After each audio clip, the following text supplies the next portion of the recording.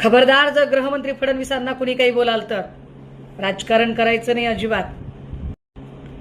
विदर्भामध्ये लाखनी गावाजवळ ओव्हरब्रिजच्या खाली फक्त अर्ध्या भाकरीसाठी एका महिलेवर सामूहिक बलात्कार झाला.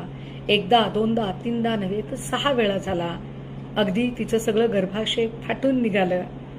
पण चकार शब्दाने प्रश्न विचारायचा नाही. खबरदार, जर गृहमंत्री फडणवीसांना कुणी काही बोलाल तर राजकारण करायचं नाही अजिबात. वसईमध्ये दिवसाढवळ्या एका तरुणाने एका तरुणीला हातोड्याने मारहाण करत तिचा जीव घेतला. प्रश्न नाही विचारायचा, राजकारण करायचं नाही. येरवड्यामध्ये वर्किंग वुमन असलेल्या स्त्रीला ऑफिसमधून खाली उतरताना एका माणसाने भर रस्त्यात भुसकून मारले. पाक कायद्याची ऐशी की तैशी. खबरदार, जर फडणवीसांना कोणी प्रश्न विचाराल तर राजकारण करताय का तुम्ही? अजिबात राजकारण करायचं नाही. परभणी जिल्ह्यातल्या पाथरी सोनपेठ जवळ अवघ्या 6 वर्षाच्या लेकरावर शाळेतल्या शिक्षकानेच बलात्कार केला आणि अँटिसिपेटरी बेल घेऊन त्याला अटक होण्याच्या आधी तो सुटला सुद्धा. पण राजकारण करताय?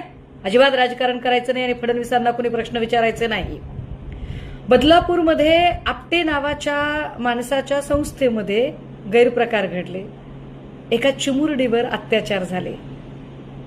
पण तुम्ही FIR करण्यासाठी उन्हातान्हात बसता, राजकारण करता, आपटेवर केस व्हायची भाषा करता. अजिबात बोलायचं नाही. राजकारण करू नका या प्रकरणाचं तुम्ही. सासपडे साताऱ्यामध्ये एका 8 वर्षाच्या लेकराला बलात्कार करून खून करण्यात आला. ज्याने बलात्कार केला त्याच्यावर आधी अशाच प्रकारचा गुन्हा होता आणि तो जामिनावर बाहेर होता. आधी त्याच्यावरती जर व्यवस्थित त्याची शिक्षा वगैरे सगळं झालं असतं तर कदाचित सासपडेतल्या लेकराचा जीव वाचला असता. पण बोलायचं नाही.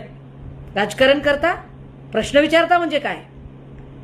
नसरापूरमध्ये 4 वर्षाच्या चिमुरड्या लेकराला अत्याचार करून त्याचा निर्घृण खून करून ठेचून ठेचून मारून त्याला शेणात पुरून ठेवलं गेलं. पण फडणवीसांना कोणी चकार शब्द बोलायचा नाही. अजिबात गृहमंत्र्यांना प्रश्न विचारायचे नाही. राजकारण करता? गृहमंत्र्यांना प्रश्न विचारणं म्हणजे राजकारण असतं. गृहमंत्र्यांना कुणीही प्रश्न विचारायचे नसतात. एक वेळ ब्रह्मदेव चुकेल पण गृहमंत्री अजिबात चुकू शकत नाहीत.